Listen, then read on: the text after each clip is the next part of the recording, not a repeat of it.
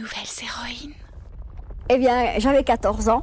On étudiait, on faisait de la géologie en classe. C'était dans les études secondaires. On a aussi étudié les volcans. Et à ce moment-là, j'ai dit, je serai volcanologue. Un de mes bons souvenirs, il y en a tellement. Par exemple, Piton de la Fournaise. Bon, ça, c'est un volcan qui est très actif. Donc, c'est coulé de lave toute rouge. C'est un volcan où on peut s'approcher de très près. Bon, ça peut être dangereux, effectivement. Si vous êtes là juste au moment où la terre s'ouvre et où une coulée de lave sort, vous n'avez pas le temps de fuir. Mais sur le Piton de la Fournaise, on avait installé d'ailleurs notre campement tellement près du volcan que les blocs de lave, c'était au moment où on n'était pas dans la tente. On trouait notre tente. Alors c'était très gênant parce que sur ce volcan, il pleut 23 heures sur 24. Donc on s'occupait plus du tout du volcan, des coulées de lave qui passaient à côté de la tente, mais de colmater la tente trouée pour que le matériel précieux, la pellicule, nos dossiers ne soient pas mouillés par la pluie.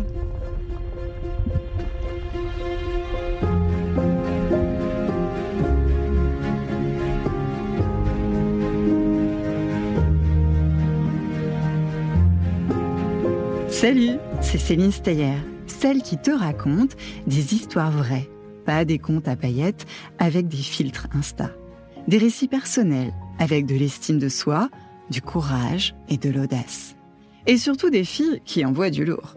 Des histoires pour t'aider à grandir en confiance, pour t'inspirer à tracer ton propre chemin, même si c'est parfois les montagnes russes.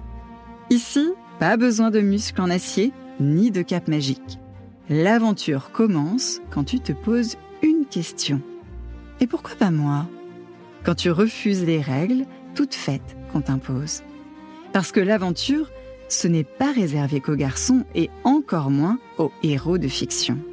L'aventure existe pour de vrai, avec des tempêtes, des sommets, de la boue et du vertige. Et aussi avec des idées en ébullition, des envies de liberté et le courage d'être qui on est. Dans cette série, tu vas croiser des filles qui ont fait voler en éclats les stéréotypes et qui n'ont pas attendu la permission de partir à l'aventure. Des filles qui tracent leur propre chemin. Bienvenue dans Nouvelles héroïnes, le podcast de celles qui foncent le cœur battant, qui doutent parfois, mais qui avancent quand même. Celles qui grimpent, plongent, volent et osent. Celles qui disent « j'y vais », alors que tout le monde leur dit « n'y va pas ». Allez, place à l'aventure. Nouvelles héroïnes. Nouvelles héroïnes. Nouvelles héroïnes. Nouvelles héroïnes. Nouvelles héroïnes. Elle est une nouvelle héroïne née à Soultz, dans le Haut-Rhin, au sud du Bas-Rhin, en Alsace, le 17 avril 1942.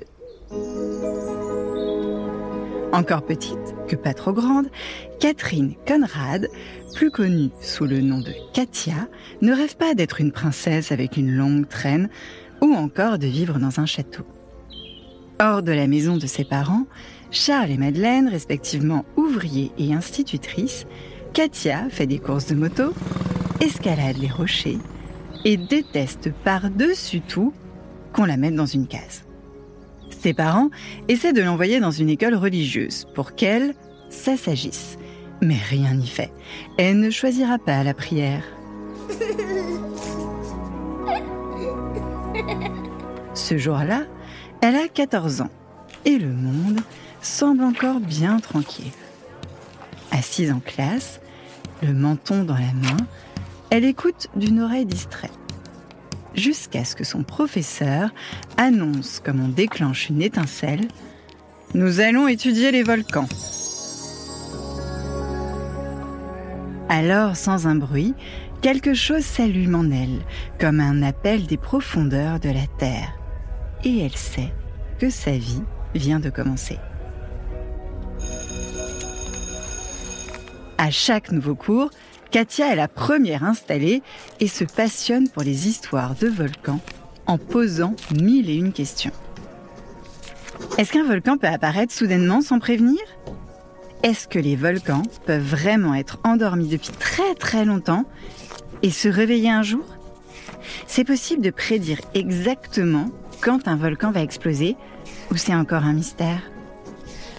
Comment une ville comme Pompéi, en Italie, a-t-elle pu être détruite en quelques heures alors que le volcan le Vésuve était silencieux depuis si longtemps ?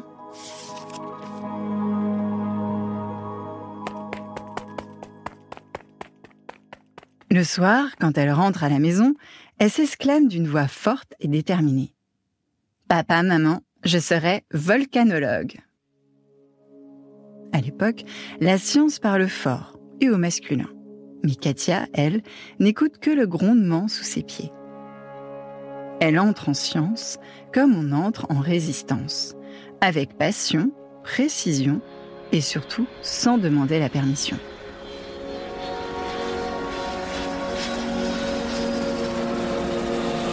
À 18 ans, ses parents lui offrent un billet pour l'Etna, qui est un des plus hauts volcans d'Europe en Sicile. Il a rugi près de 80 fois en un siècle. Et ce jour-là, il a entendu que Katia était là. Elle assiste à sa toute première éruption.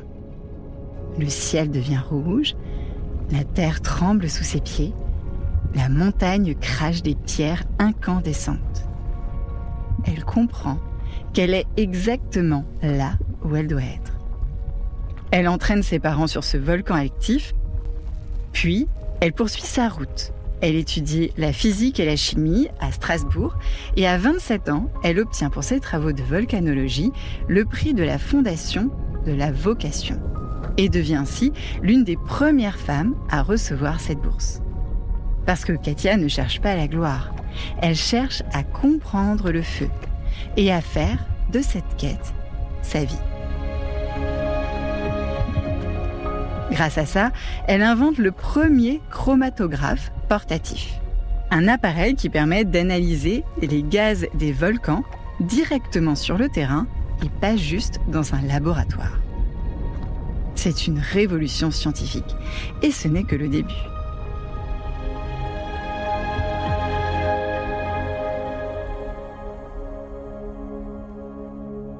Mais ce que je ne t'ai pas raconté, c'est que dans l'amphithéâtre de la faculté de chimie, une histoire débute. Une histoire d'amour. Katia croise un autre cœur en fusion. Il s'appelle Maurice Kraft. Il parle le langage des cratères. Tiens, ça tombe bien, Katia aussi. Il rêve en rouge incandescent et noir, mais sans Jeanne Masse. Mais yes, it's a match, ou marié au premier regard si tu veux, au choix. Katia et Maurice tombent amoureux entre deux plaques tectoniques. Non, pas la tectonique, cette vague venue des années 2006-2007 où des garçons coiffés comme des pics volcaniques, trempés dans ce qui semblait être de la colle extra forte, envahissaient les pistes avec des gestes aussi anguleux que leurs mèches.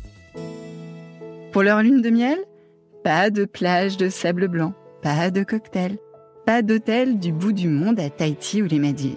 Non, non. Katia et Maurice partent sur un volcan islandais, en bottes, avec un sac à dos et un appareil photo. L'Islande avec ses terres noires, ses montagnes brûlantes, ses géants de lave. Katia et Maurice, c'est un couple comme la science en connaît peu. Deux esprits, deux flammes, comme Marie et Pierre Curie. Ils observent, ils mesurent, ils filment ensemble. Mais Katia n'est ni l'assistante, ni la muse. Elle n'est pas derrière, elle est à côté, égale, brillante, incontournable. Ils sont deux héros en bottes de terrain, deux poètes du feu, deux amoureux de la terre en colère. Katia ne reste pas dans les laboratoires. Elle plante sa tente au bord des cratères, elle dort là où la roche tremble encore. Et elle répète même. Le sol est chaud, les nappes de gaz mangent la tente et un peu nos poumons. On a l'impression de dormir sur le dos d'un dragon géant. Elle veut tout voir, tout comprendre, de près, de l'intérieur, de la lave jusqu'aux cieux. Avec Maurice, elle filme plus de 300 éruptions, capture 300 000 photos, tourne 300 heures de film. Et ce qu'elle ramène, c'est pas juste spectaculaire, c'est scientifique, précieux, irréversible. Elle devient une des plus proches témoins des volcans du monde.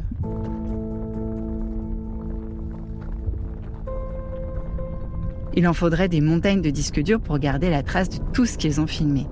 Mais à l'époque, ce sont des pellicules lourdes, fragiles, précieuses. Chaque image pèse, prend de la place, occupe des malles entières. Et pourtant, ils capturent tout. La lave en fusion, le souffle des cratères et cette lumière étrange qui précède une éruption.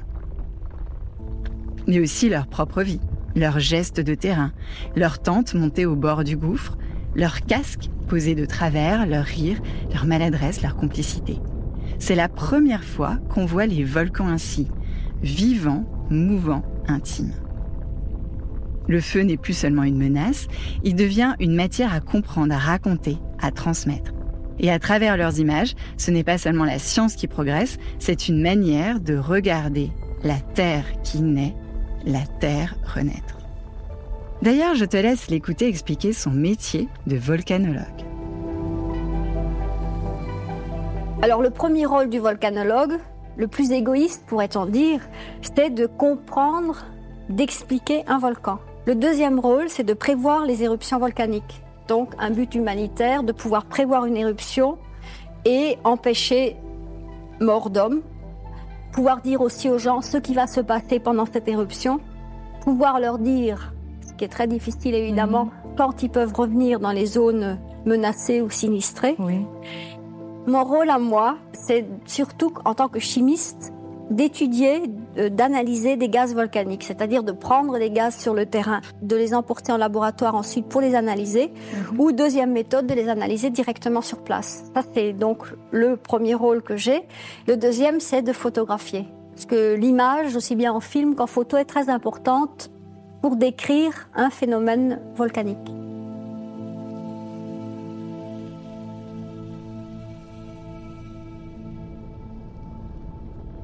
En 1985, la Terre tremble en Colombie. Le Nevado del Ruiz, un volcan endormi depuis plus d'un siècle, se réveille dans un grondement sourd.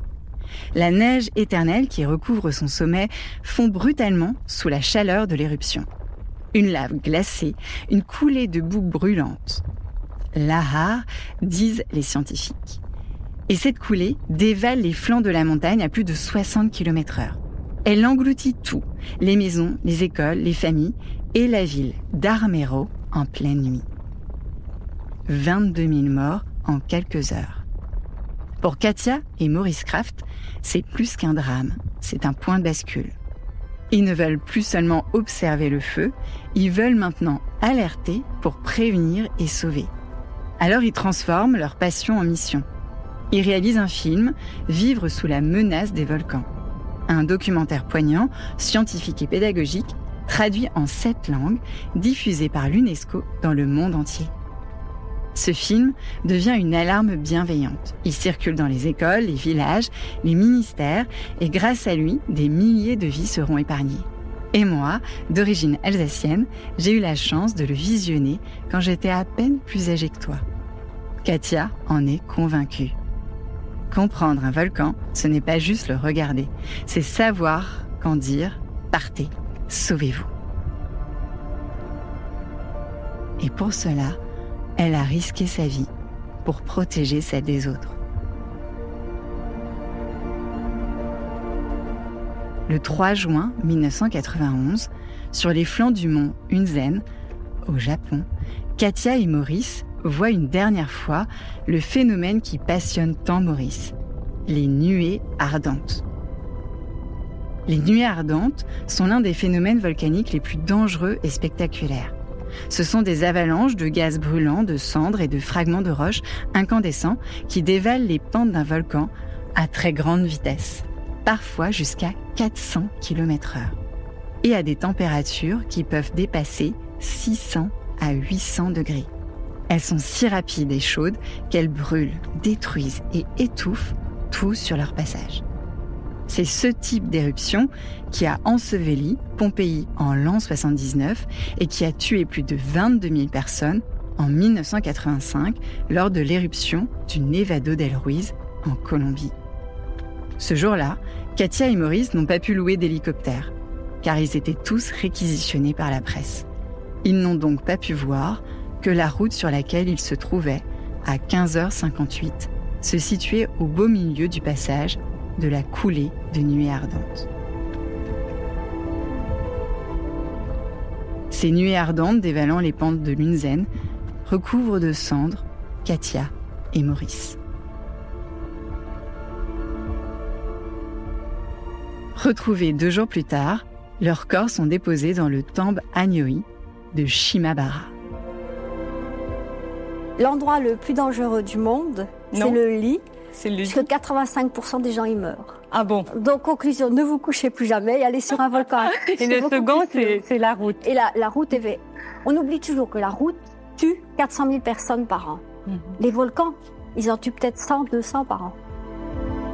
Alors, quand on réécoute Katia lors de cette interview, on y voit une prophétie. Un exemple de courage et de passion.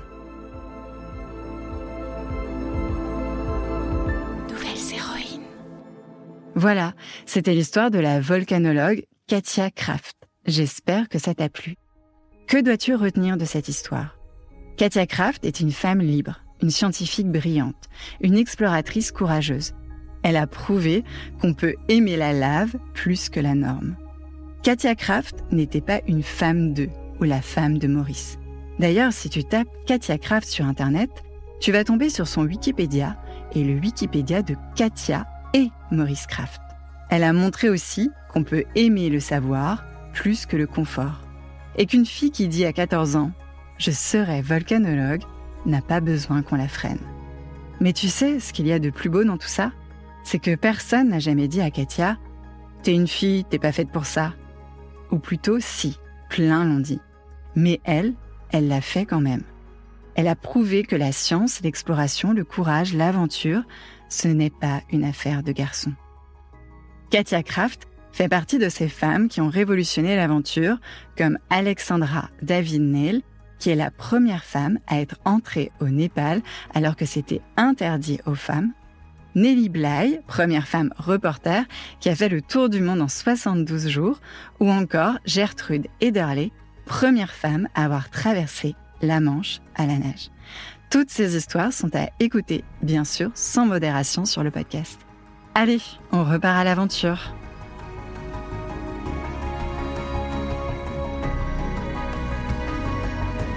Nouvelles héroïnes. Nouvelles héroïnes. Nouvelles héroïnes. Nouvelles héroïnes. Nouvelles héroïnes.